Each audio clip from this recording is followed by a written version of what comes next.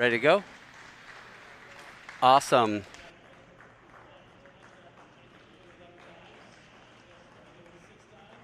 I'll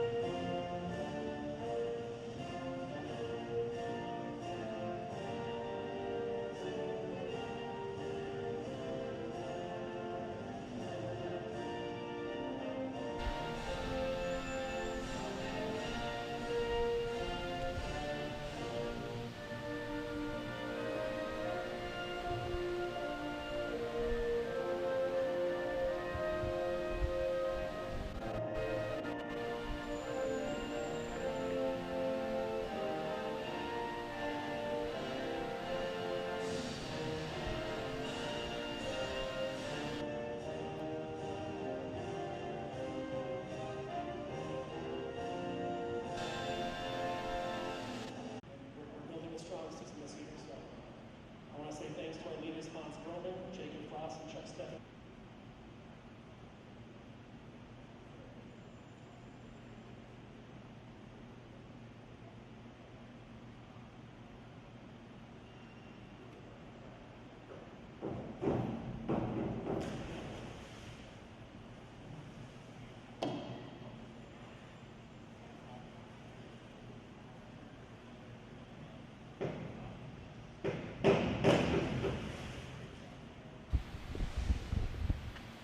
test, test.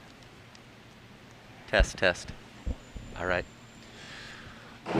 Welcome. This is Gus Broman on ETV.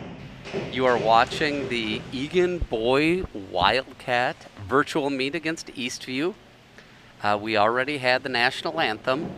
The divers are just warming up, taking the boards. So 7 here. Forward 1 somersault, half twist free. There's a summer. Oh, that is nice. And then his twist came on really strong there. Now Jacob is going to be doing 11 dives again. He has a 1.5. By far his easiest dive is right here. It's just a simple inward dive pike. Simple for him, hard for me. Jason, the diving coach, is called over, so there's something going on with the technology here. So yeah, back to Eastview and Alex Celestio. Man, great family, fantastic kid, excellent diver. He's was in gymnastics for a long time growing up, and just really has a great knack for the boards, and really competes well at a high level. So, truth be told, Jacob is lucky to have another guy like that in the section to have his eye against. It's kind of like a Magic Johnson, Larry Bird thing. If you ever read their book, great book, by the way. Magic writes a chapter, Larry writes a chapter at a certain season of life, through college, through the pros, and all the way through retirement. And their motivation was always each other. And so, same thing with Jacob. He has his eyes on Alex Celestio, knowing that he's a strong competitor and he always has to bring his best every night. So, yeah, hopefully for the section meet that it will be where you can actually compete and see the other team and see the other divers, because that is something that makes you better. And, you know, the Eagan Booster Club has been very organized, and you see the TiVo system. It's a little camera to the left of the diving boards where the boys can always go and look at their dives after they compete. So, all right. So back to Jacob here, his easiest dive of the night, even though he's facing away. 1.5 inward dive pike. It's all about the position.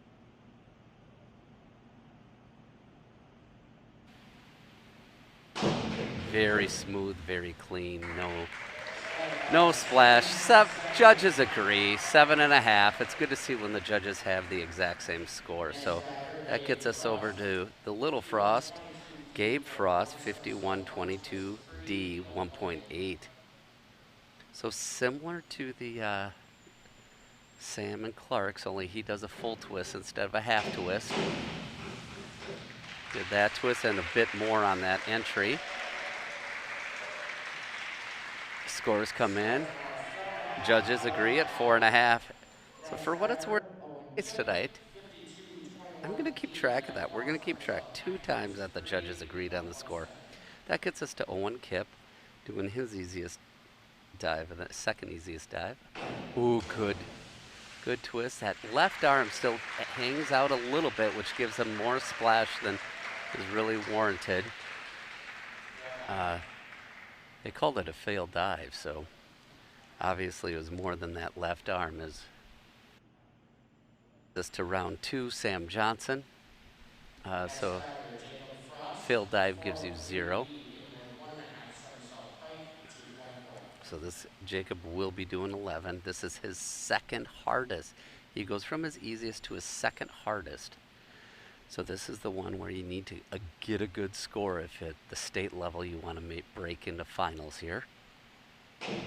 Very nice. Oh, my Lanta. That was nice and tight. Very little splash. Expect to see 7s. 7 and an 8. Coach loved that one.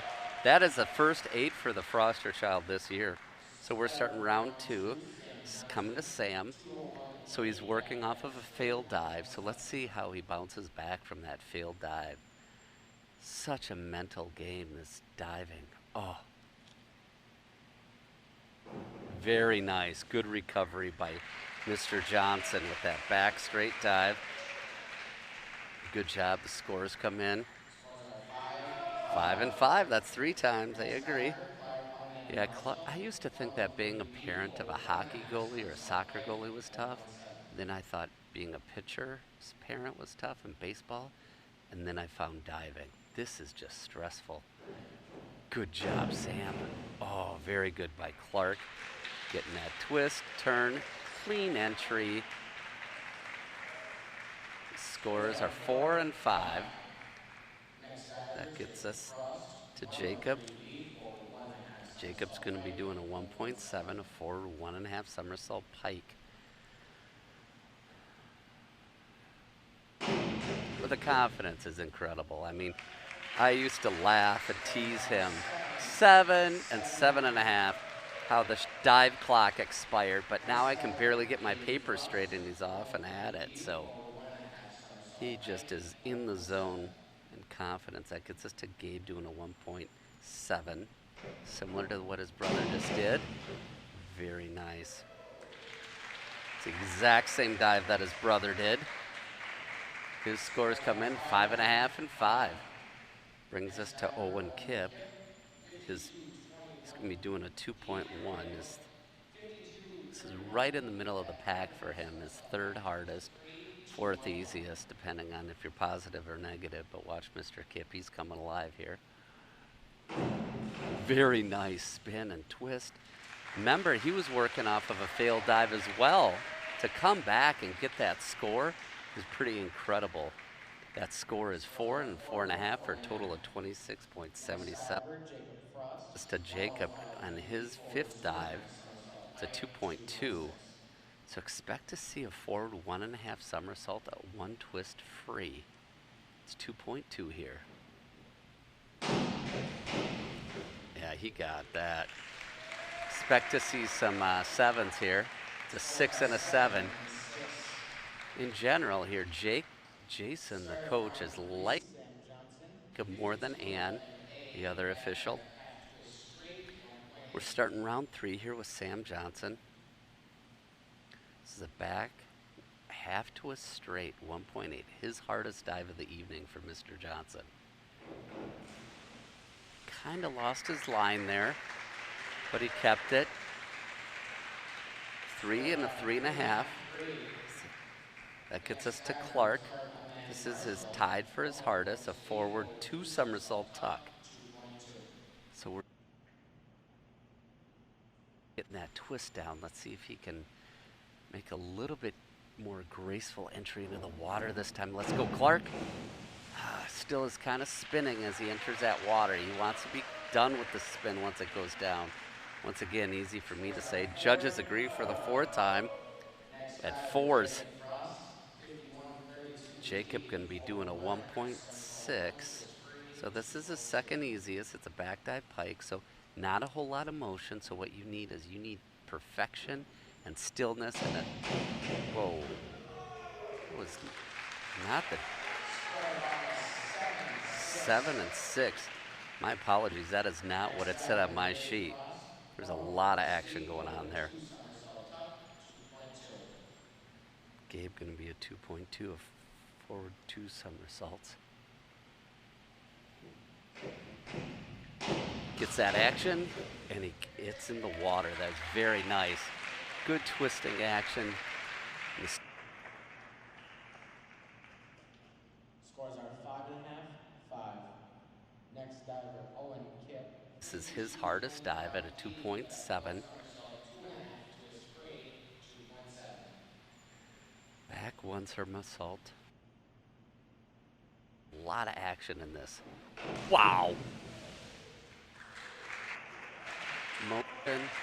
Remember, let's see what the scores come in at. It's a high degree of difficulty. 5.5, 5.5. It's the 5th time the judges agree. So this is Jacob's back dive pike. So this is the one where so it's a 1.6, his second easiest. So what you're looking for is straight limbs, easy entry into the water, and very little movement. And keep those limbs tight, Mr. Frost. Very nice. Oh, that was nice. Splash ended up going higher than usual. 5.5 and 7. Wow. For all the discrepancy that Jake had on Ms. Sims. Ms. Sims made it all the way up in 1 dive. So, all right, we're starting with round 4. So it's a 1.6 dive. Good twisting action. Dive too. Very proud of that kid. A 5 and a 4. So Clark is going to be doing a 1.7, a back dive straight. So this is similar to. I think there's a bit of a discrepancy in the lineup. If you see, in terms of what dives Clark is going to be doing here. Clark Amon Marshall, his first year on the varsity. On the JV team here. Kind of rotate that the top 3 divers are the ones who are varsity. So typically that has been Jacob Frost in order, Jacob Frost, Gabe Frost, Owen Kip, and then the number 1, and then the other 2 are junior varsity. Can't quite tell what's being said with the masks on, but Jason is giving them the go-ahead. So it looks like a back dive straight, 1.7. But we'll see as we get here. Yep, that's what it was. Clark, nice straight dive, good entry. That's getting us to Jacob here. Oh, 4 and 3.5. Next diver, Jacob Frost, 203B, 1.5 somersault pike. Okay, this is a back 1.5 somersault pike. It's a 2.3. So a lot of motion here along with the pike. So that the trick is, can you get that last twist in before you enter the water? He did. Rotated a little bit heavy on the rotation, so 4.5 and 5. So coach wasn't pleased with that one. So Gabe, this is tied for his hardest dive. It's a back somersault tuck. 2.2.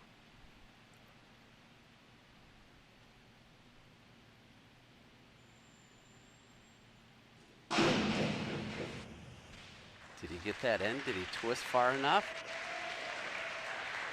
His entry was not what he liked. It was a 4 and a 3. Next diver, Owen Kip, Owen Kip is going to be 201C, doing a back back dive dive tuck, tuck, 1.5. 1.9. So this is Owen's easiest dive of the evening. Boy, he did that nice. Great entry, Mr. Kip.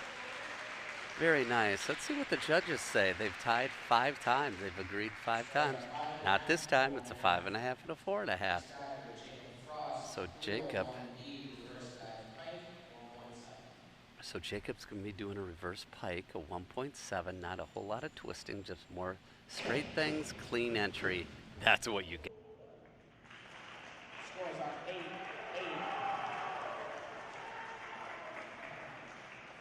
Weights before. Sam Johnson, 401C, inward dive tuck, 1.4. Diving here at Sam Johnson is easiest. 1.4, it's an inward tuck. So not a whole lot of motion, just keep it straight, get away from the board, thank you. That was a very nice dive by Mr. Johnson. Judges come in at 4.5, 4.5. For those keeping track at home, for the not, judges have Reverse 1 somersault tuck, 1.6. consistent judging there. Clark's going to be doing a reverse 1 somersault tuck, 1.6. His second easiest dive.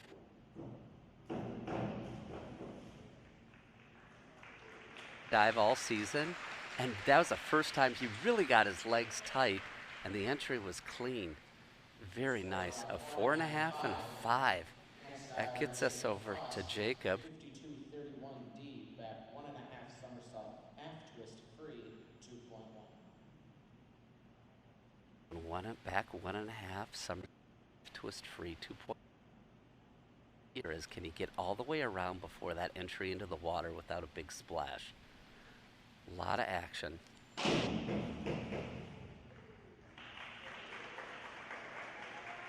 are 7 and a 5.5. Coach like that. Next diver, Gabe Frost, 302C, reverse 1 somersault tuck, 1.6. All right, Gabe's going to be doing a reverse 1 somersault tuck, 1.6.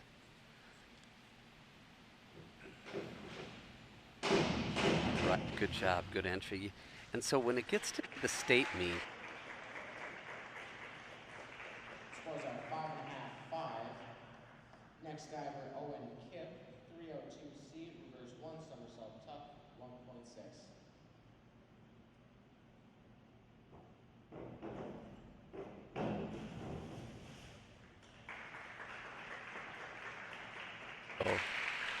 so back to Scores are 5-5. Next diver, Jacob Frost, 303B, reverse 1.5 somersault pike, 2.4.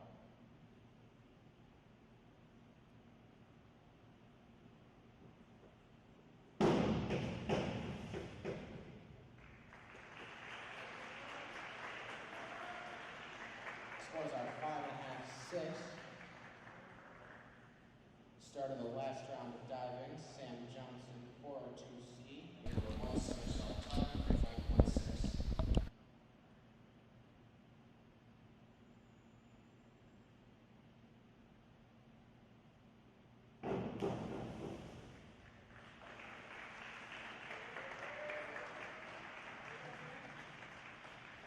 Scores are 4, 3.5. Next diver, Clark Amen Marshall, 403C, inward 1.5 somersault tuck, 2.2.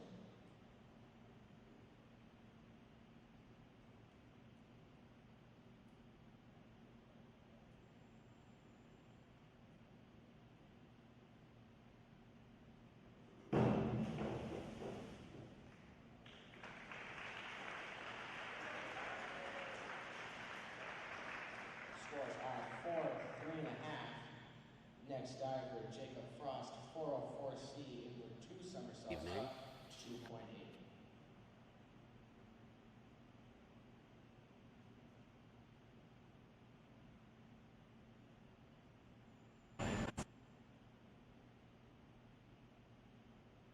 Two somersaults.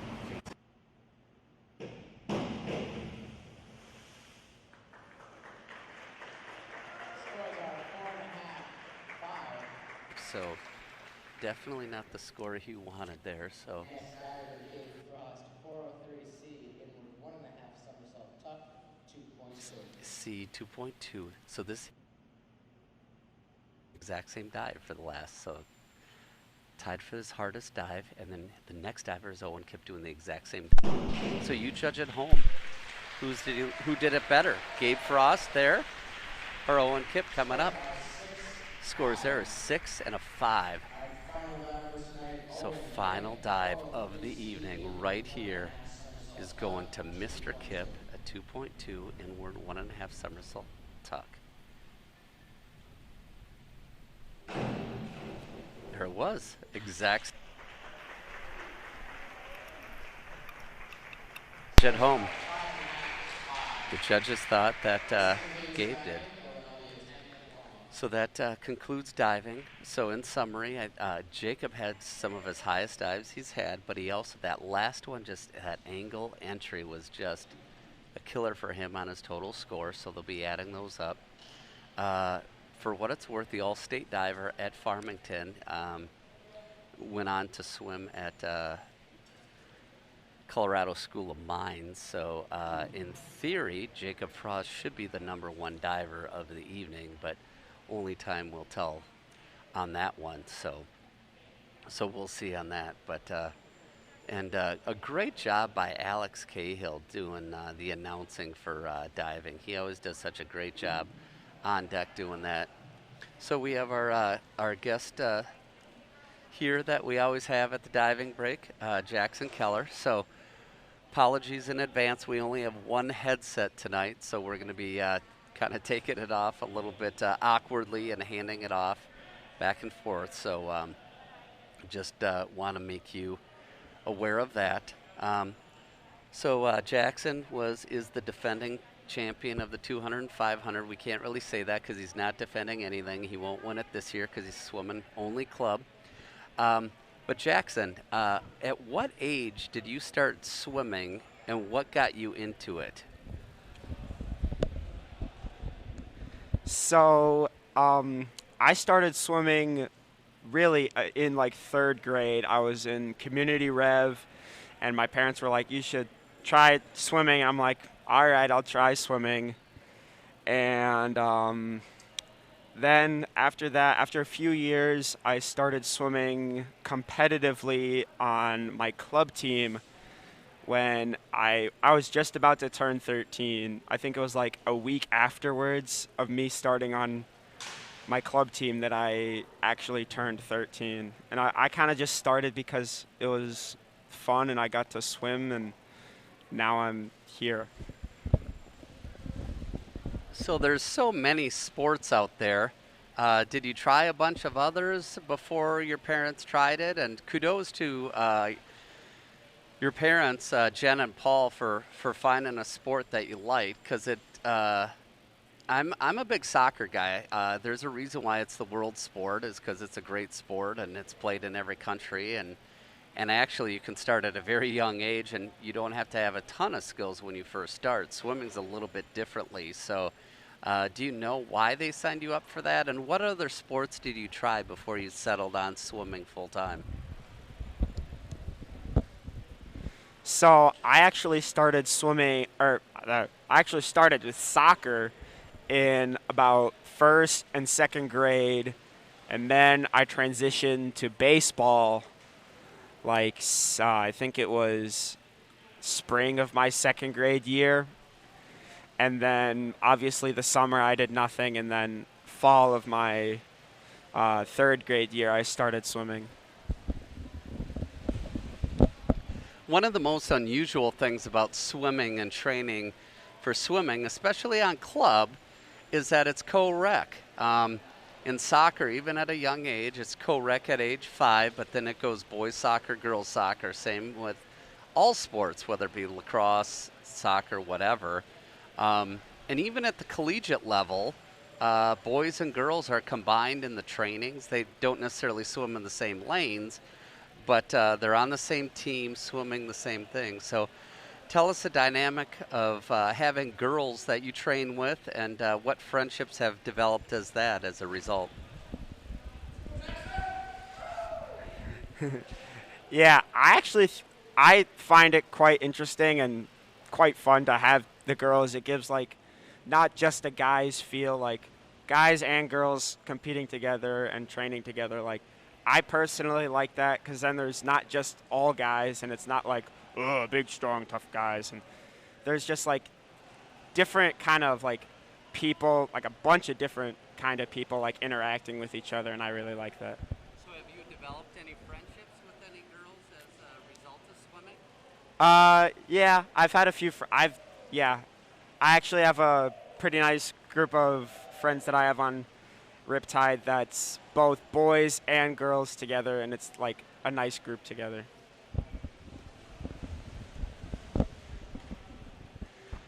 All right. In terms of, there's two different seasons for swimming. What we're witnessing here is a short course. That's a 25-yard pool, as opposed to a 50-meter pool. There's only two indoor 50-meter pools in the state of Minnesota. One is at the Rochester Community Center in Rochester, Minnesota, and one is at the University of Minnesota. So in the summer, it's a 50-meter pool as opposed to the 25-yard pool. So, Jackson, tell us the difference between the training first of a short course, as they call the 25-yard pool, as opposed to the long course. And then, so the training, what's different? And then secondly, which one do you prefer, Jackson Keller? So short course, I've noticed, is more about speed, just because you have more turns, you have more underwaters, you have less time to swim, so it's more about getting your speed down and trying to make everything really fast. And long course, you don't have those underwaters or turns, so you're relying more on your actual technique and your endurance. So in the summer we usually do a lot of endurance stuff and a lot of stuff like that to get us trained so that we can do the more swimming and less underwaters. And to pick one, I would probably pick short course just because I like the turns and I like going fast. Not to say that I don't like the long course pool, but I do, but I just prefer short course. So for your club training, I believe that you have a 25-yard pool, but you don't necessarily have an indoor 50-meter pool. So a couple follow-up questions. What's hard as you transition from short course to long course? And then what is where do you train for your long course meets? So the transition it's not that bad, but it is a little rough at first because you're still trying to get really, like, it works on a bunch of your shoulders, and it works on your legs because you're using more of your shoulders and legs and all that stuff. You're using more of your body and less of the turns and gliding. And basically using more of that. And in terms of practicing, my team, we go down and we practice down in this outdoor Northfield Memorial Pool.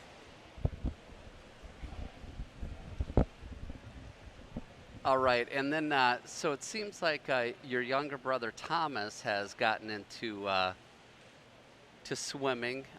He dropped out of soccer this year and tried to focus on swimming as well. And you're the oldest. And tell us the interest of your sisters and your other brother. What interest do they have? So most of my other siblings, Thomas is obviously in swimming, but my other brother and one of my sisters actually did swimming for a year, and then they didn't do it anymore. They just wanted to see how it was. But all three of them like to do dance and theater and like the arts and that kind of stuff. And my sisters are just trying a bunch of different things since they're in elementary school. But from what I can see, it looks like they're all gonna be in like theater and dance and that kind of stuff. All right, and then I know your dad, being from having roots in Canada and coming here, was a big hockey guy and still is. And on a night like tonight, I'm sure that he's more happy to be sitting in a nice warm pool than sitting at a cold arena. I noticed that when the parents were walking in tonight, their complexion is much better from being in here with the air. Of course, we can't see anything on their face, but people's foreheads look very clear, of zit-free and blackhead-free. So did he ever encourage you to play hockey, or do you play hockey on the outdoor ponds at all, Jackson? No, actually, my dad was let me basically do what I wanted to do and find my interests. Now I'm kind of interested in trying it out, but obviously there is the risk of getting very hurt. So really it's just like going out on rinks and just playing with friends. Awesome. Well, Jackson Keller, thanks again for coming by. You always make the night a lot more fun. So we'll see you soon. So, folks, that's Jackson Keller, state champion, the 200-yard freestyle, 500-yard freestyle. So now we're getting into the swimming for the evening here, and we're starting off with the 200 medley junior varsity.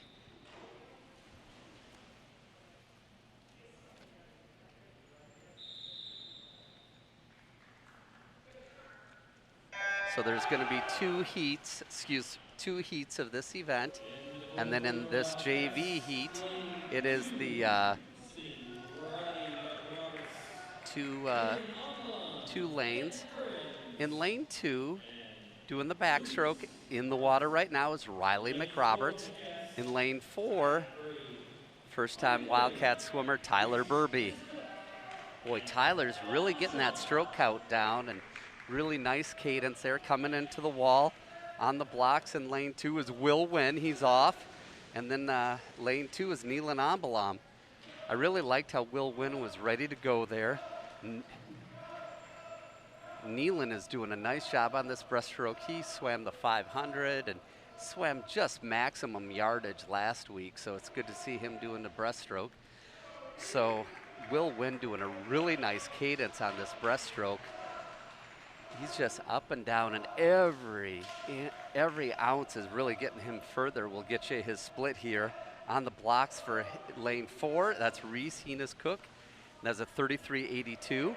And off into the water is Ben Currens in lane 2. Neelan Ambalam finished with a 38.11 on that breaststroke. Now we got the flyers in. See a couple different styles here. You see Reese Heenis-Cook kind of keeping it low. Ben Currens is kind of an up and down, more of a butterflyer. So Reese Heenis-Cook coming in, he's going to turn it over to Dabin Chong. His split is a 29.48. He got under that 30 mark. Arvidsson, nice timing on that. 29.45 by Ben Currens. Boy, Lucas Arvidsson is giving it all. Look at that motor in the back. Also in lane 4 is Dabin Chong. Man, he's just cruising. Look at the motor is in the back. So you see the big splash going. You see them both in the camera, 2:01.57. I wish I had the split on Mr. Arvidsson because he was coming in fast. I liked how all of a sudden he moved over to that lane line, but he didn't adjust it. He just kept that line and kept at it. So we'll see more of Mr. Arvidsson later on doing the freestyle. So he actually is getting to do the IM tonight. But we'll get a split on that 2 free relay that he'll do later this evening.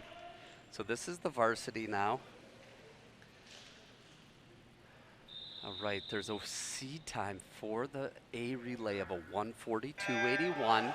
This is their fastest lineup that Coach Morgan has put together here. Lane 2 is Derek Bangow. Lane 4 is Miguel San Jose. Look at the strokes going on. Nice turn. Remember that stroke count on that back. Good underwater by San Jose there. Just doing the grind. I'm telling you, Derek Bango is right in there as well. On the blocks in lane 4 is Chuck Steffen. And then in the water is lane 2 is Will New. Steffen will get out there, the #1 breaststroker here for the Wildcats. Will New was also a section swimmer for the breaststroke last year. Chuck going big underwater there, up and down. hoping to see him go under a minute tonight in the breaststroke. He's coming in, senior captain, and he's going to hand it off to senior captain Hans Broman. Is a glide in, so good job by Hans by staying there and not getting DQ'd there.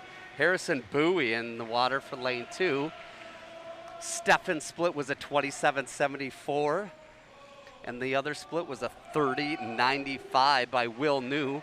Broman coming in, he's got the cadence down.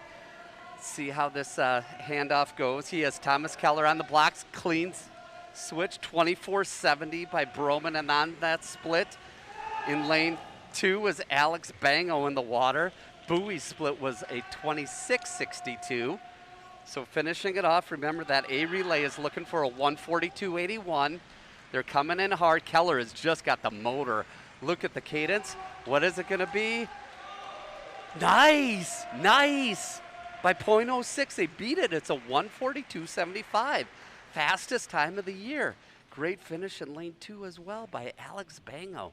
They got a 150.31, dropping 800ths. So there you go, folks. We got dropped 800ths for the JV, and then we dropped 6 100ths for the varsity. So good job, relays. So clean handoffs. Looking at that handoff, the Steffen to Broman one was a tricky one. That breaststroke is always, you know, are they going to take that other stroke and kind of come back, or are they going to glide in? So good job by Hans Broman holding that, and good split by Chuck Steffen. This is their 200-yard freestyle junior varsity. In lane 2 is Vidan Shrista. Lane 3 is Nilan Ambalam. Lane 4 is Ben Currens. Ben Currens is an expert in, should I say expert or veteran? We'll say veteran on this. He has a seed time of 2:21.53. These other gentlemen do not have a seed time. Shrista coming out strong there in that first 50, 29.69. He's the only one a sub 30 here. And boy, he's not slowing down. He says, I want to swim varsity, so let's go. 8th grader, his older brother, has been swimming for years, Roni Shrista. Got to tell you, the most valuable Shrista is actually the father, VJ. He's on deck running Meet Manager, so look him up on Meet Mobile. Look for Eagan Wildcats. You can find all the splits and times there. So Vidan coming in, his split now, 32.90. So remember, why is that first split a little faster? Because you're diving off the starting blocks. 36.02 for Ben Currens. And the split in lane 3 is a 39.35 by Nilan Ambalam. Vidan is doing a really nice job. Unfortunately, he takes a breath after his flip turn. So the more seasoned swimmers who are a little bit more experienced know that you only get one push off that wall each lap. So watch Vidan as he does his flip turn. So he should push, he should take a stroke now, not breathe. He surfaces and he loses that big push from his leg. So look for him to correct that by the end of the season. 35.75 for Vidan for that split. Ben Currens came in at a 38.74. Nilan Ambalam is at a 41.96. So we're coming in strong now. This is their last half lap here. Coming in, where's Vidan gonna get? No more. Oh, it's just, he took another breath at the end. Vidan, you need to breathe less, swim more. That's what I say. 2:13.92. Sure is easy for me up here because I'm just planning on where I'm going to go out to eat after. 2:22.71 for Ben Currens, who came in second. It's a good time for him. We'll compare these guys to this next heat of the varsity swimmers. Neeland touches in at a 2:37.59. So out of those swimmer, Ben Currens added a 1.2. Always hard to always swim faster. But Vidan, thank you, Vidan, for warming up lane 2 for your brother. Vidan hands it off to Roni in lane 2. It's a Shrista special there. And they're off in lane 2. That is Roni Shrista, as we mentioned. Lane 3 is Miguel San Jose. Lane 4 is long distance specialist Johnny Mezaritsky. So what you're going to see is you're going to try to see Johnny Mazeretzky try to hang in there, and he's going to be coming out hot. This is going to be a great race, guys. I mean, this is virtual, so we don't know where Farmington is, but your race is right here with Eagan anyway. Look at these guys. It's like they train together. Boy, this is great. I mean, I'm not even going to tell you the splits because they're all basically within 0.4. So, good cadence by Mazeretzky and Miguel San Jose. You can tell the competitiveness. Their flip turns are there with Roni Shrista just a body length away. So coming into the wall, you think it's Mazeretzky, but it could be San Jose. Who knows? 28.55, 28.59. A bigger push by San Jose off that wall. See, that's what I'm saying. The walls come only 4 times, so you got to use that. So look at San Jose use that wall and push off and gain that advantage. That's what we're talking about with Vidon. If you got to use it when you can. So they're coming in here. It's 50 to go. San Jose, a half body length, good underwater. He'll take that stroke and get off and get going. He's about a body length ahead of Mazeretzky. Shrista, body and a half away. Still going strong. Let's see what kind of legs they have left on this last push. This is where, see how he got his arm up for that one, even just a half a stroke coming in. San Jose coming in strong. He has a 152.69. Will he beat it? No, he won't. It's a 153.27 for San Jose. Mazeretzky comes in with his best time of the season with a 154.71. So he shaved 1.9 stroke. So, and then in lane 2 was a 158.24. Good job, Roni. He shaved 5 seconds off. Man, that's amazing. So here come your multi-talented swimmers and the junior varsity. It's an individual medley starting off with the butterfly. In lane 2, that is Lucas Arvidsson. Lane 3, Jabin Chong. Lane 4 is Reese Heenis-Cook. So let's see where we go here.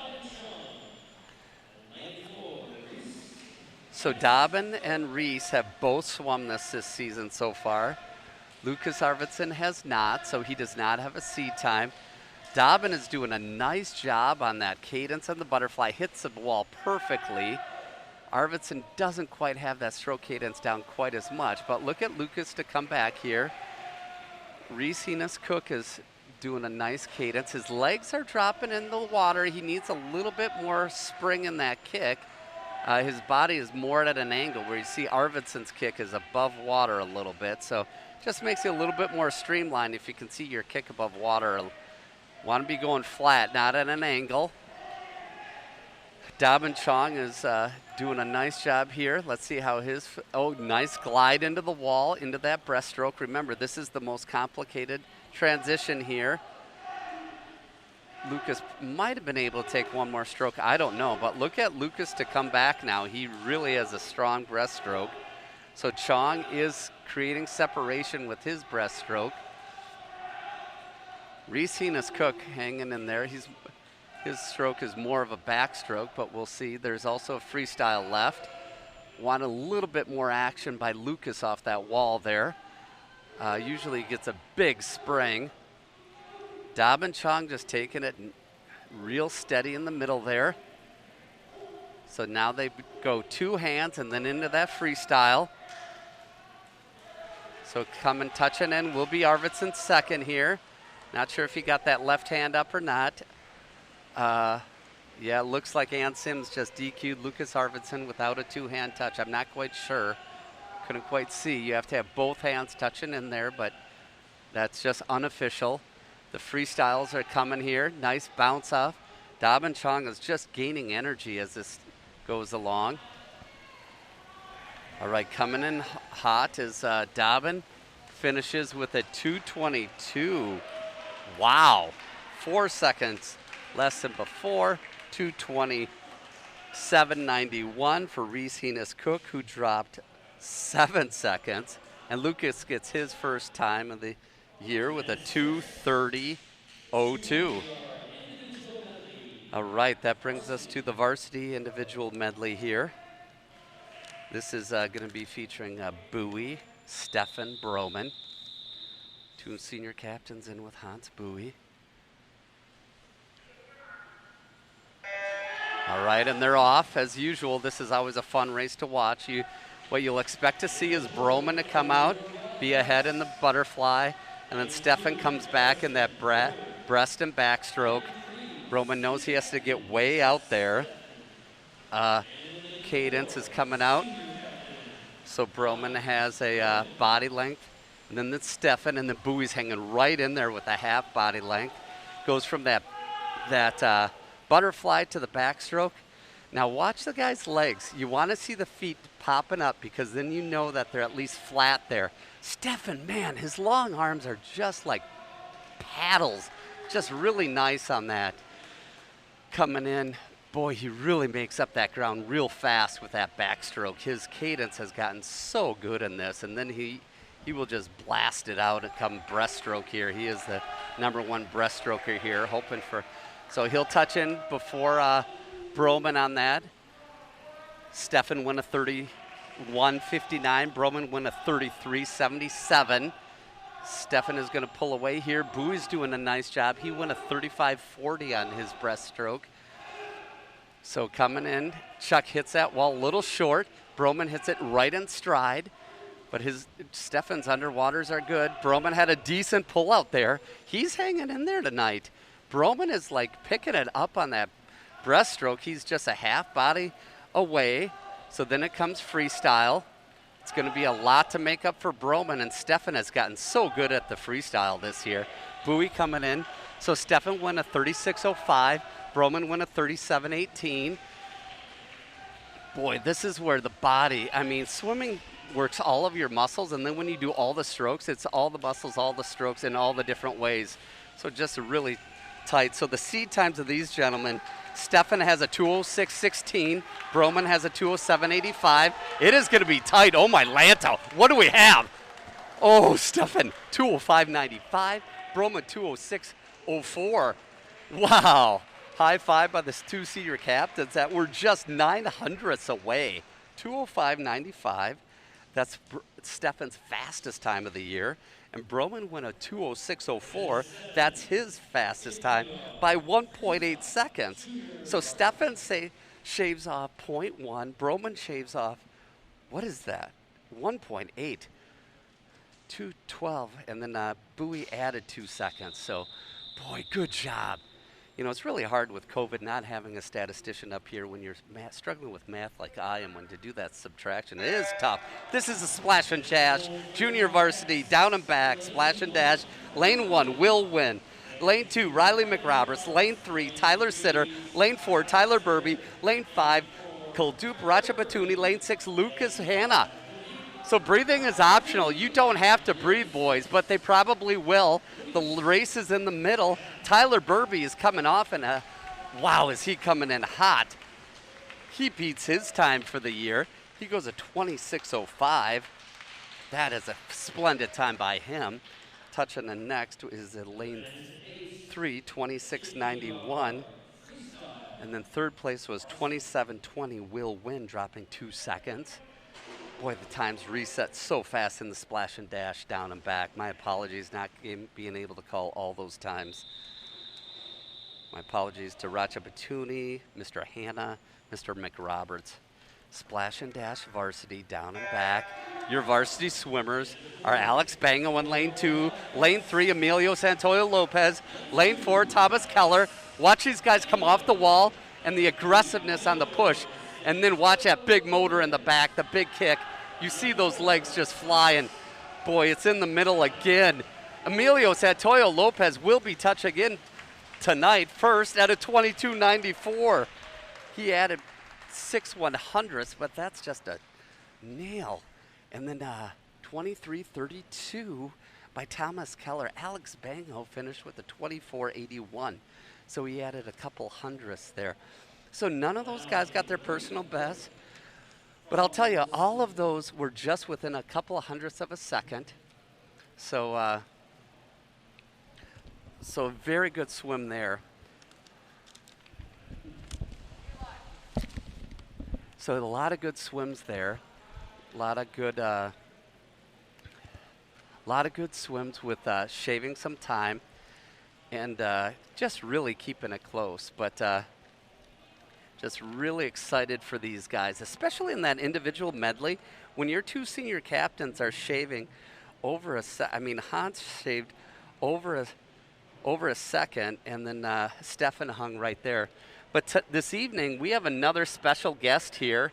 We have Eli Broman. He was on that state championship team in 2015. Eli is an academic All-American. We're looking at his name on the record board here. He was a captain of that state championship team. He swam on that 400 relay team. So we're thrilled to have him. So Eli, just starting off, sorry, we're going to have to hand the headset back and forth here.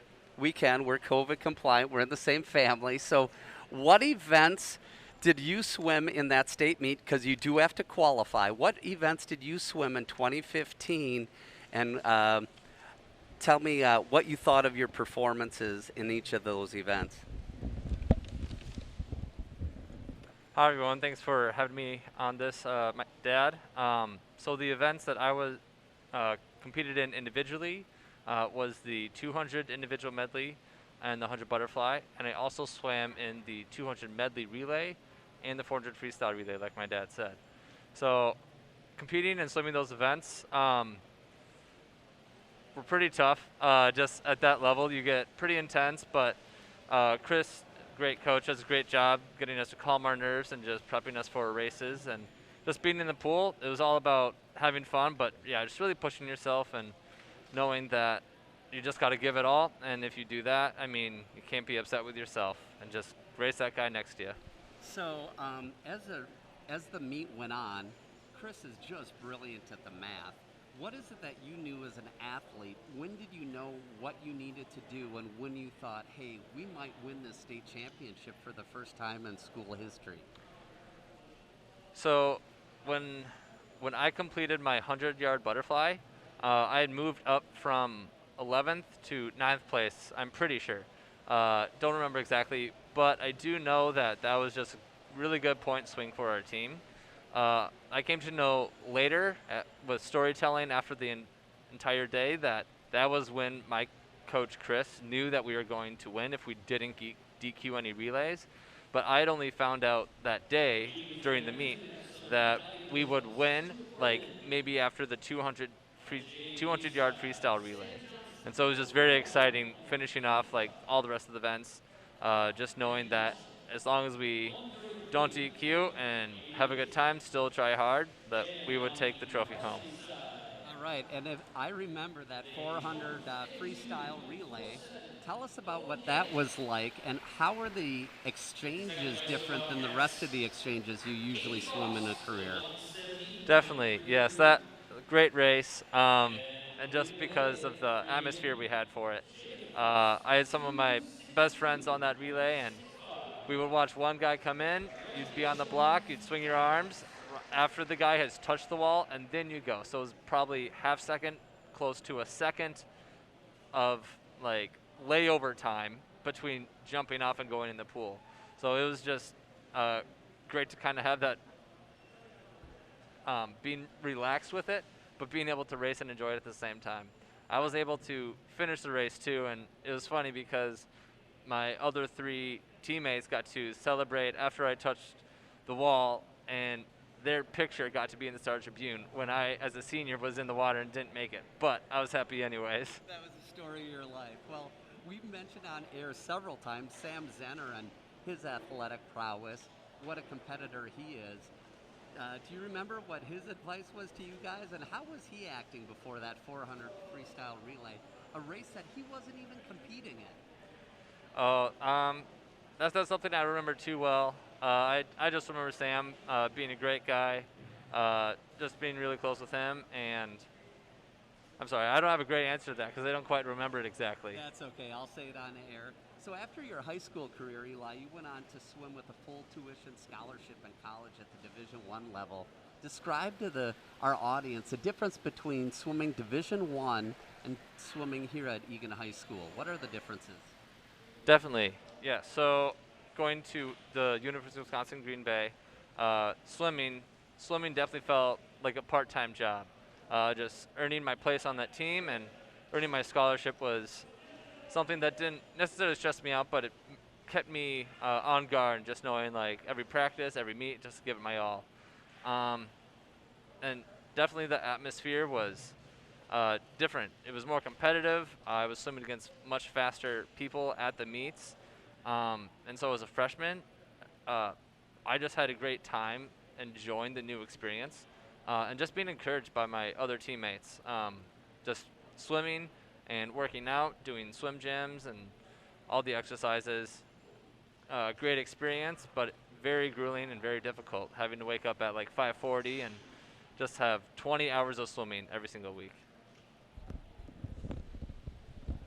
Thank you, Eli Broman, for coming here and doing that interview. And what we'd like you to do is come back for the 500 for the varsity. And what we'd like you to do is we'd like you to call that race, if that's all right, and tell us about some of the underwater turns and the walls. Would you be willing to do that? Definitely. I would love to come back and do that. All right. We'll see you at the 500-yard varsity. So take care. Thank you, Eli Broman.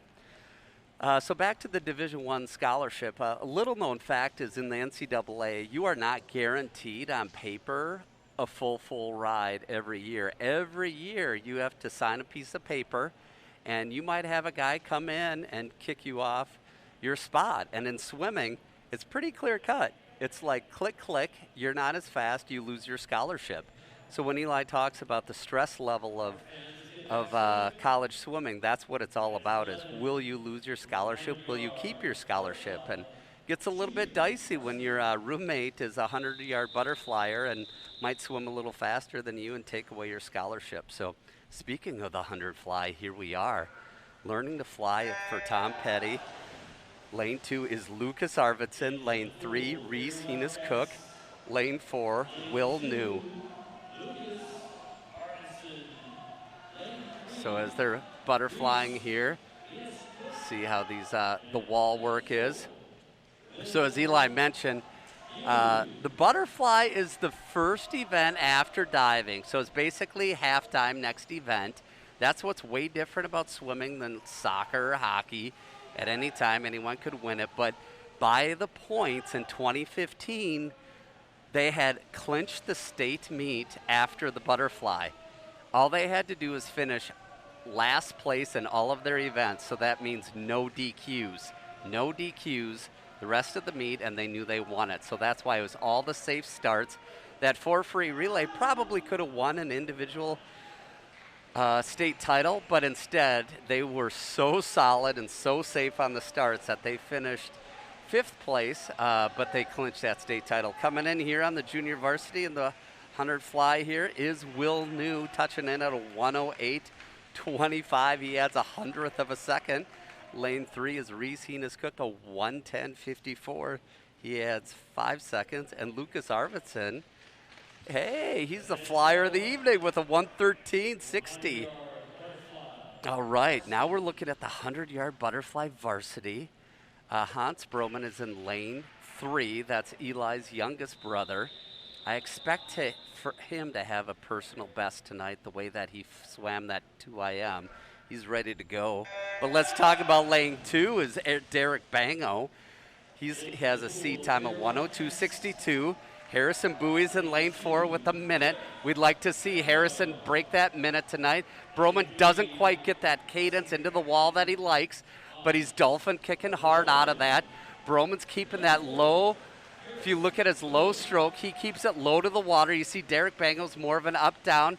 Broman's stroke cadence also had to slide in there. It's a 26.76 for a split, 28.52 in lane 4 for Bowie, and lane 2 is 28.69. So Broman's stretching it out a little bit. Oh boy, a long glide. I hate that. I'd rather see one more stroke, but what do I know? So I'm just in the stands here. Let's see how Broman's going to finish off. He's trying to get under that 57.69. Will he do it? He sure will. That's a 57.60. Those 900ths were obvious from up here. And let's see here, lane 2, 102.69. adds 700ths, and Bowie went a 102.19. So Bowie is quite the competitor, not quite having the meet that he had the other night, but once again, this is a tough sport. Like, he had 2 personal bests last meet, and then here I am up saying, oh, he added time in both of his events. But all right, here we are at the 100-yard freestyle junior varsity. Down, Tyler Sitter in lane 2, Victor Santoyo Lopez, lane 3, lane 4, Carson Rivard, lane 5, Vidon Shrista, lane 6, Will Wen. All right, it's a down back. Here they come. So back to that 2015 state championship. Sam Zenner had already used up all of his events. He had swam 4 events, so that's why he wasn't on that 4 free relay. And he was just so anxious. Easily the best athlete in the school, lettering in 3 sports, captain of 3 sports. Later went on to run track for his very first time, and he sets the school record and wins state in the 100-yard meters in track. He was crying before the 400 freestyle relay. He was so emote regarding the teamwork that team had done. Boy, look at this. Carson Rivard coming in hot. 53.27. That is 5 seconds off for Mr. Rivard. 4 seconds off for Vidon Shrista. He comes in at a minute. Lane 6 will win. A 101 shaves 6 seconds off. Victor Santoyo Lopez, a 53.27, shaves a second off. And Tyler Sitter is the only one to add with a 103.93. Adds 3 seconds. Wow, was that a good race by those guys. Some of these guys who aren't club swimmers, as the season goes on, they start dropping just because Coach Anthony is really working on the walls, because that's where he can get that speed. Lane 2 is Roni Shrista with the 53.11 C time. Lane 3 is defending section champion Emilio Santoyo Lopez with a 50.60. Lane 4 with no C time yet, Miguel San Jose. We're looking for Emilio to get that first 4 in the 100 tonight. Could you believe it if he got a 49 something? His C time's at 50.60, but we'll see. He's doing nice. His arm is chopping down a little bit. Takes a quick sneak breath. San Jose is right on his heels. He's really pushing him. Emilio is smart. He's looking at his right, seeing where he's at. Where is San Jose? He's right on him. They're coming in, and it's a 50.81. Wow, that is a great swim by Emilio. 50.81, and good job by Miggy coming in at a 51.05. And then Roni Shrista, 53.76. So no personal best there except for San Jose, who swam it for this first time. So here we are with the, good swims there. So here we're at the 500-yard freestyle varsity. We're going to have Dobbin Chong, Johnny Mezaritsky, and Tyler Burby. So we're going to have Eli take us through this race here and kind of talk us through. So here's Eli Broman, a 2015 graduate state champion, academic All-American, former captain of the Wildcats. So Good evening. Eli, diving into the water, what is your mindset when you're coming into this 500-yard freestyle? So you just want to make sure that on that first 50, you feel good and you feel ready, but you don't want to go too fast. It is usually the fastest 50 in the 500, but you just want to make sure that you don't get too excited, because often you have a little bit of that adrenaline right away, but you want to just kind of control that at first. And how is your start different in a 500 than if you're swimming the 100 or the 50? Definitely, yes. The start is the same jumping off. You just want that same intensity, but as soon as you dive in that water, you're going to be streamlining the same, but you're going to be pacing that dolphin kick much more smoother, just trying to maintain a good constant speed rather than trying to keep and surge forward. And looking at the arms versus the legs, what percent of your speed and power is in the arms versus the legs? Is it a 50-50 split, or is there more in the legs or more in the arms? You don't want to tire one out more than the other, so I'd say it's probably 40 arms, 60 legs. You want to keep that good motor going, just kind of keeping your pace, but the arms definitely kind of keep you in a good rhythm and allow you to kind of turn, get those breaths when you need to. And I see some swimmers just look one direction, but some of the more advanced swimmers are taking breaths on both sides of their mouth. Is there strategy there, or is it just habit? Habit, but that's habit for each individual swimmer. So oftentimes a lot of people will just kind of do one side of their body, like always to the right for like the first half of the race. Some do the same side the whole race. For me, I would always, I would go 2, 3, 2, 3. So I would like switch sides to like make sure I'm breathing both. But it was always hard to try to switch. You generally just kind of get a good groove on one side and kind of stick with that for a long while. So if there's a guy next to you who's about your same pace, how much of it is, oh, I'm going to try to keep with him and swim that race, as opposed to I'm just going to let him go and hopefully I can catch him later? Is that a strategy to try to stay with a guy? Swimming is an individual sport, and you do always have the competition of those people being next to you. So you always just want to be aware of where people are, but you never want to compensate how you swim your race compared to how someone else does. That's especially true in even other events like the 400 individual medley, because people have strengths in different strokes. So in the 500, you may have a strength in taking it out fast and maintaining that, when others, they may negative split and start off a little bit slower but build into their pace. Okay, looking at the waves in the water here as we're swimming the 500, are there certain pools that are faster, and what do you look for in the lane line? And can you feel the splash? Does that matter at all, the wake in the water? I can say for a fact that I've never felt a splash from someone, but I've felt other people's wakes. And so what makes certain pools fast and certain pools slow is generally the depth and temperature of the pools. And I feel like chemicals can make a difference as well. I know a lot of faster pools use saline, which is kind of a softer, not as harsh chemical, just so it feels like more soothing. But yeah, so you generally want, here at Eagan, lane lines like these that are wide diameter lane lines that can catch the wake of other people. All right, as we're looking at Tyler Burby coming in, give us a pointer on what you would say to him on this flip turn here. Yeah, he approached that pretty well. He maybe could have snapped his ankles over a little bit quicker, try to lean in and kind of like a whip, just kind of get those feet in and bounce off. All right, looking at Mezaretsky in lane 3, what pointers would you give him? He needs to make sure he keeps his hands together off of just that push off the wall. You're going to create a lot more resistance by having those hands apart. So just trying to make sure that's locked before you push will be a big benefit. All right, let's look at Tyler Burby coming here into the wall again. You've had 8 professional coaches. What would you say to Tyler on that flip turn? Yeah, so on that flip turn, I was looking mostly at his arms. I would commend him on how he used his arm to complete the stroke and use that as pulling in through the flip turn. So I would commend him on that. I didn't see anything that specific time on what to improve. All right, we see Johnny Mezaretsky who earned the bell, which means 1 lap to go. He's coming in for his last one. So Davin Chong is going into the 17th.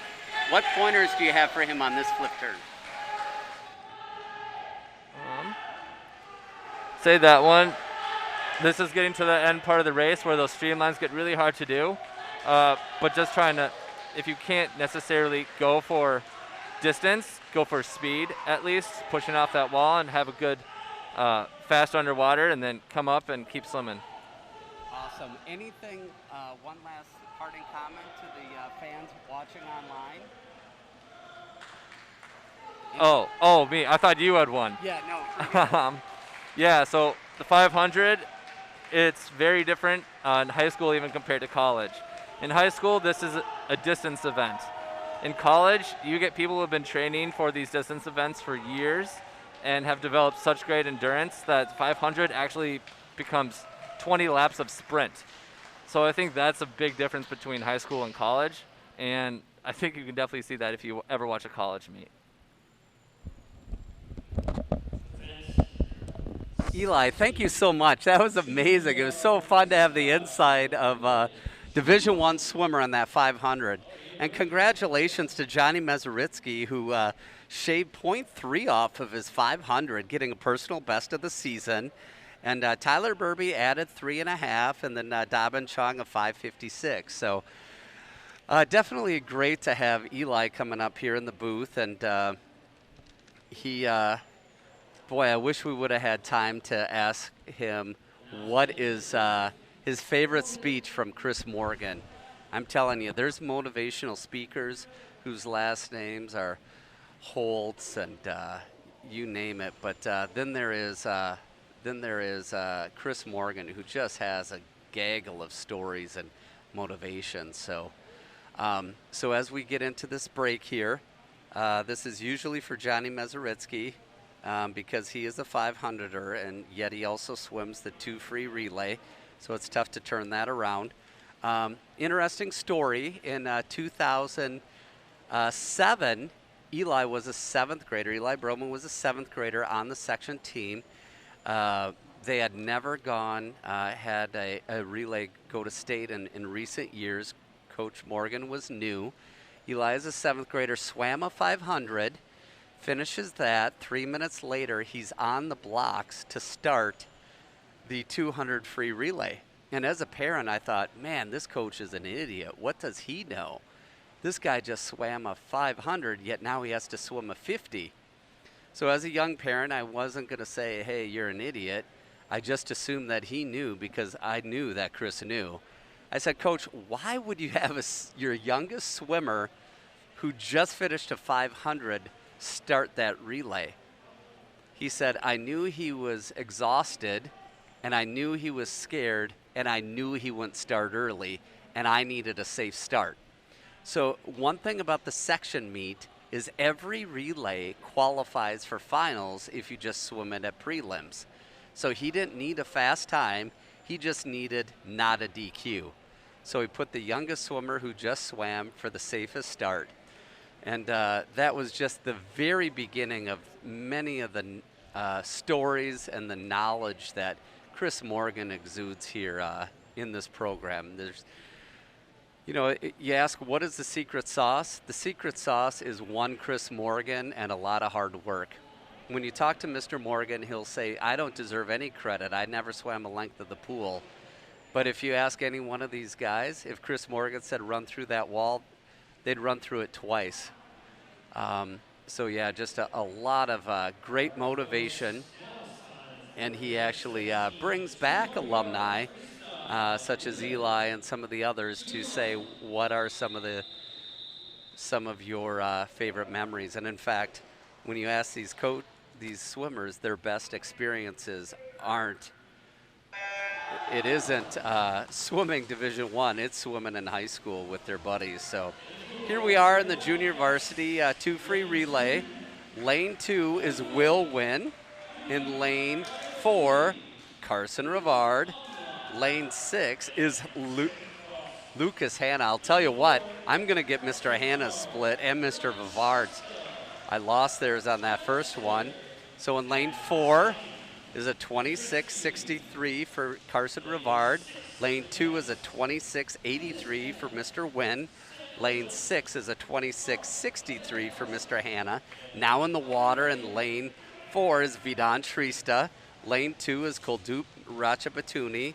Lane 6 is diver Sam Johnson. Vidan Trista will be touching in, giving it off to Tyler Sitter. Trista split is a 26.78. Lane 2, it's Neelan Ambalam in the water. And that was a 29.16 by Koldup Ratchabatuni. And in lane 6, Sam Johnson's touching in. And he got a, not quite sure what the split is there because they're not on the board there. Sorry about that. So lane 4 into the water now is the final swimmer, Johnny Mezaritsky. Sitter came in with 27.27. In lane 2, that is Neelan Ambalam, who had a 28.52. Jacob Frost is now in the water. All divers are in the water except for lane 4. That is Johnny Mezaritsky. Boy, look at that speed that he's coming in. Personal best of the 500. That was just a warm-up for the 2 free relay. Now in the water in lane 6 is diver Owen Kipp.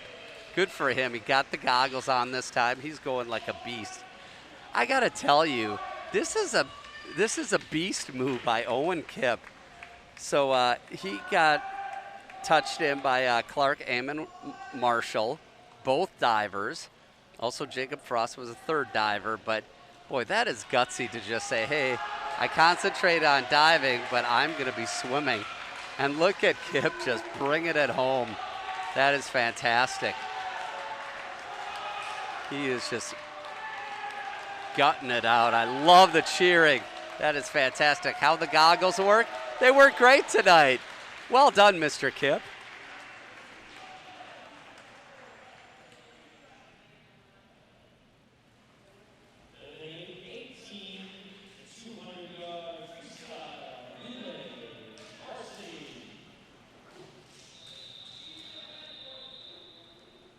All right, it is a 2 free relay for the varsity now. A little bit different lineup than the last time that they got this C time. That's Chuck Steffen leading off this time. And lane 4 and lane 2 is Derek Bango.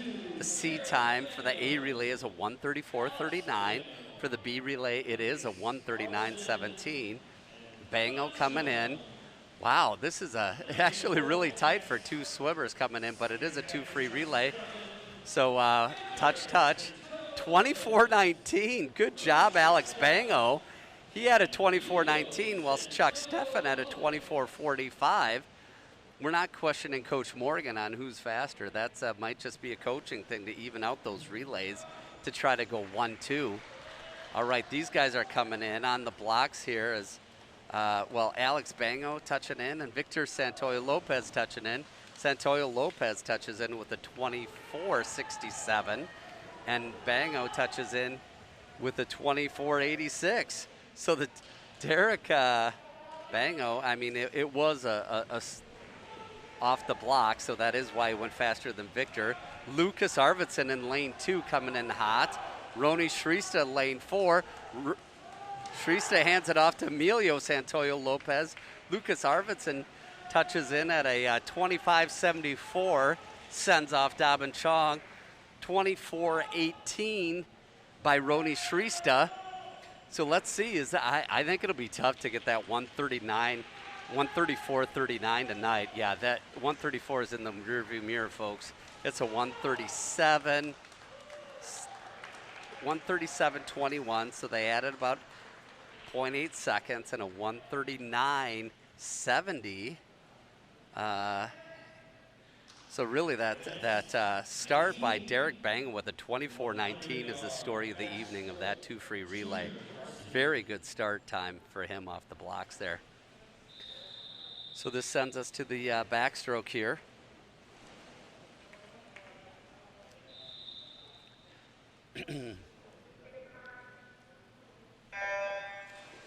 And that is Lucas Hanna in lane 2, lane 3, Riley McRoberts, lane 4, Carson Rivard.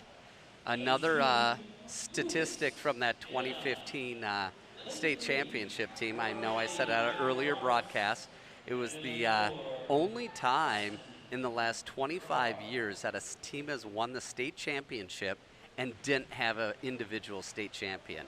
So that no one won an individual event.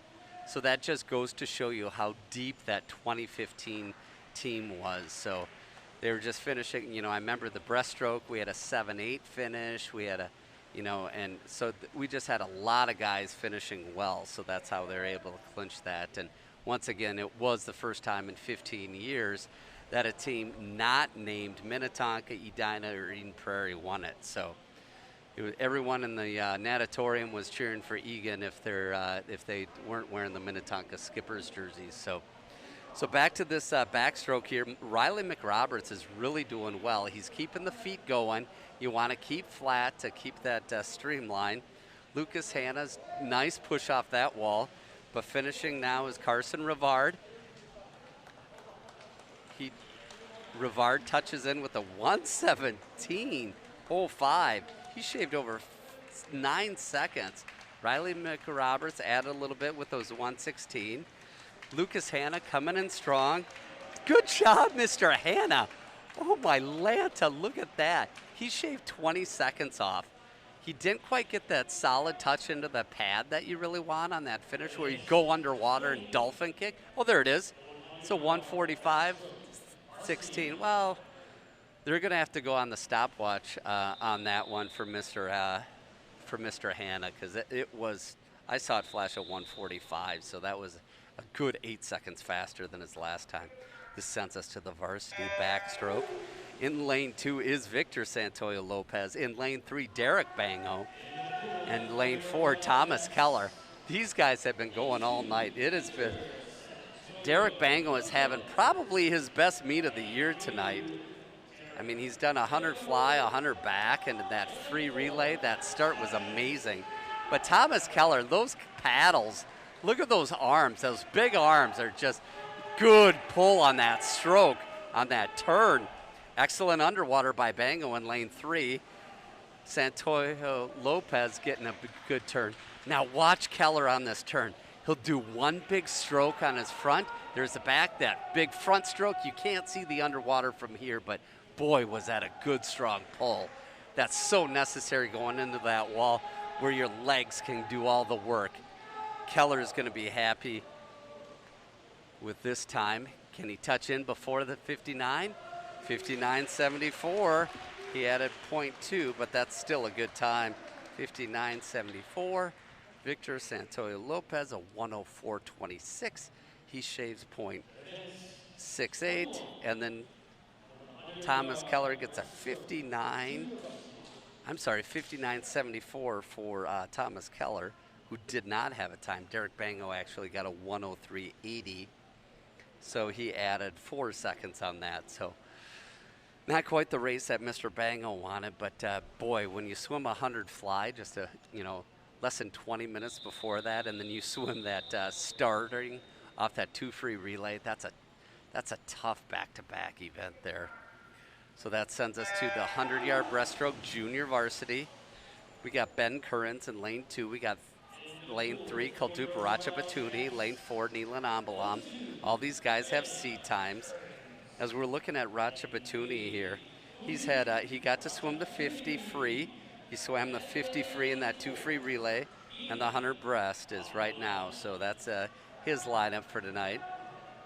Whereas looking at Mr. Currens, he swam the 2 free and the 2 medley. He did the fly, so he's had a more challenging evening than usual.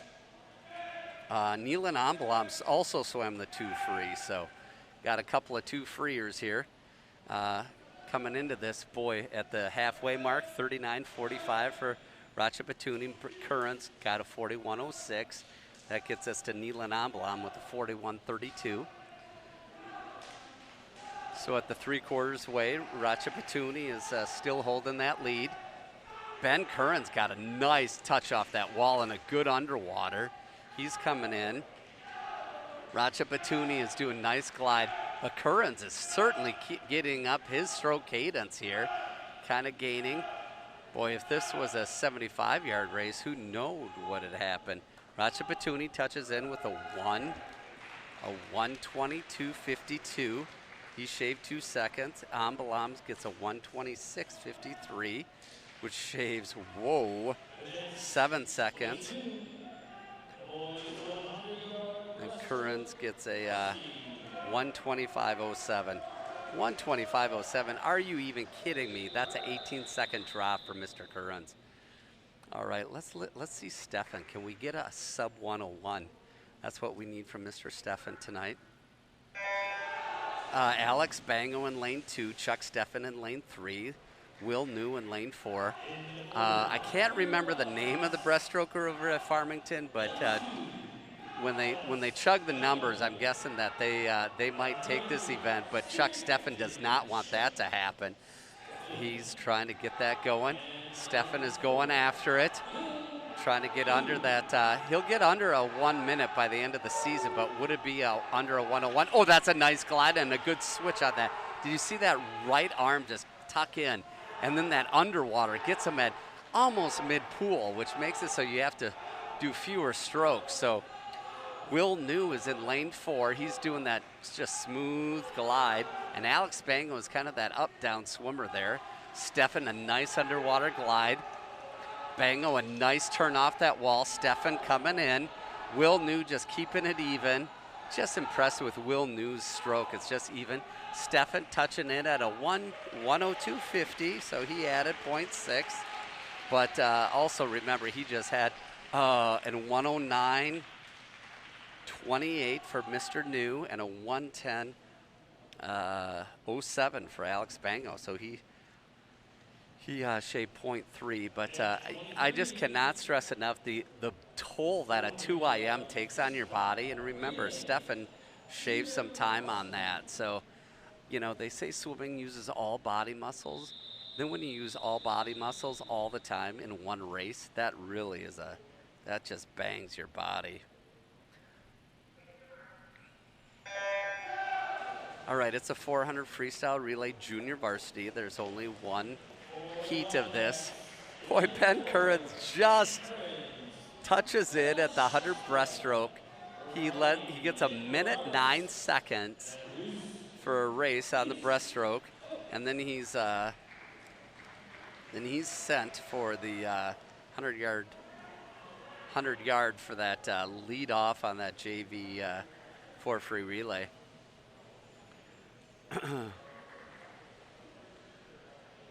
Going real strong here. He touches in at a 30.27. You know, that first one is always faster. It's good to see Alex Cahill down there cheering the team on. A diver who had ACL surgery from football season, also plays tennis. It looks like tennis is out for this year as well, but he does all the on-deck announcing for diving, does a bang-up job. Be taking my job next year in the ETV booth. Vidon Shrista in the water. That last split for Ben Currens was a 33.42. Speaking of ETV, man, they do a great job. It's so great to have them. You know, for years we've been saying, wouldn't it be great if they could come into the pool area? And this year they came. So many great comments that people have had about the great camera work that they do and the producing. So we're just really grateful for the work that ETV does. So we're so grateful to have them into the community. Vidon Shrista gets a 28.97 there on his first 50. We'll see what that back half is. It will be a little bit more, remember, because no starting block on that second 50. So in summary on the actually I'll get that in a second here after we let's see here, send this third swimmer here. Let's get the split here. What is it, a 32.48? And so Vidon Shrista sends Riley McRoberts with that 32.48. So Chris Morgan is going after Farmington. Farmington got, I think they just beat Lakeville North the other night. So these teams, Chris Morgan put in the lineup to beat Farmington tonight. So looking at how the relays are doing, that A relay for varsity, for that 200 medley, they dropped, you know, a 600th in that medley, lost a bit in the 2 free relay. They actually added 3 seconds. So I think he's stacking that 4 free relay for the varsity. We'll see how that goes with that C time of a 3:25.12. So as we're coming in here with the Shrista handing it off to Riley McRoberts. Eli Broman, who was here for the 500, his name still is on the record board in that medley relay. That actually was set at the state meet, along with Parker Lemke did the backstroke, Stigman did the breaststroke. Stigman is on the board for the pool record here, and then Broman did the butterfly, and then that Sam Zenner finished off with the freestyle. So the boys' record is a 134.99. That was the year that state was won. Just to give you a frame of reference, right tonight they won a 142.75. So no one's shaved and tapered, but 8 seconds is the difference between the boys' record and then what the A relay did this evening. So boy, looking really strong here. Reese Heenis Cook just coming in strong, keeping that kick going. He's really come along as a swimmer, become very versatile. Very strong finish, hitting in hard. 4:08.73. So the B relay adds 0.68 to that. So the last race of the evening is a 4 free relay. So that means each guy. So we're going to be that A relay starting off with Harrison Bowie. This is his first time, I think, on this A relay. All right, lanes 2, 4, and 6 are going. We got Roni Shrista in lane 2. In lane 4, we mentioned Harrison Bowie. Lane 6 is Tyler Burby. Bowie does hit that 50 at that first time there. So he's swimming as he's supposed to. Big kick going on. These splits should be in the high mid-20s here. Yep, 25.36 for Bowie. That's off the blocks there. And then a 27.81 in lane 6 for Burby. And then lane 2 is Roni Shrista with a 25.86. So the first swimmers are finishing off here. On the blocks in lane 4 is Thomas Keller. We'll get you a Harrison Bowie split here coming up as we're looking at Keller. Lane 2 is Johnny Mezaretsky, 27.67 for Roni Shrista. 27.57 for Roni Shrista, 27.67 for Harrison Bowie, 31.23 for Tyler Burby on that last half. Boy, is Keller coming in smoking hot. His first 50 comes in at a 24.07, 25.67 for Johnny Mezaritsky. And then in lane 6 is Tyler Sitter. Touches in with a 29.57 on this back half. Expect Thomas Keller to get in the high 25s here. That is Captain Hans Broman on the blocks here in lane 4. Keller touches in with a 26.95 and 27.87 for the final split for Johnny Mezaritsky. Lane 2, in the water lane 2 is Victor Santoyo Lopez. Touching in lane 6 is Tyler Sitter, sending Carson Rivard. Sitter had a 32.55. Broman coming in. What's his split going to be? You ask me what? I say it's going to be a 24.72. Getting a 24 is good on that. Lane 2 is a 26.61 for Victor Santoyo Lopez. Broman little tight on that wall. Would have liked to seen an earlier turn, but big kick coming in. Lane 6, the split is a 27.90 for Carson Rivard. Broman getting the cheers going. Go Big Blue. I'm loving it. 27.19 for Broman touching in. Lane 2, Victor touching in with a 29.94, sending to Miguel San Jose. Miguel just going like gangbusters there. Emilio Santoyo Lopez coming in. Boy, I love his stroke. It's just so smooth. His arms just scoop it. 24.36. That's a fast split for Emilio Santoyo Lopez. 32.17 in lane 6 for Will New, and a 24.29. Wow, that's a great split for Miggy San Jose. Emilio Santoyo Lopez, the time to beat is a 3:25.12. That's not today, not tonight. It's a 3:27.15. So 2 seconds slower than their personal best of the year. A little bit different lineup. Right, good job. 3:35.47 for the B relay, which shaved 0.3. Last swimmer in the water is Will New, just getting going there. Getting done with that last 50 here. Kicking like a beast, and Sims, the official, making sure everything is legal. Looking for that final touch. Boom, 3:59.13. So another great race is tonight. A lot of good personal best, probably some of the highlights in that 2IM. A lot of good dropping. Derek Bango had a great meet. Jacob Frost got an 8 on one of them. That was a fantastic. So thank you for our guests tonight in the booth with Jackson Keller and then also Eli Broman. A special thank you to Eagan TV, ETV, Greg producing the night. So always do a wonderful job. So until the next swim meet, this is Gus Broman for ETV. Have a good evening.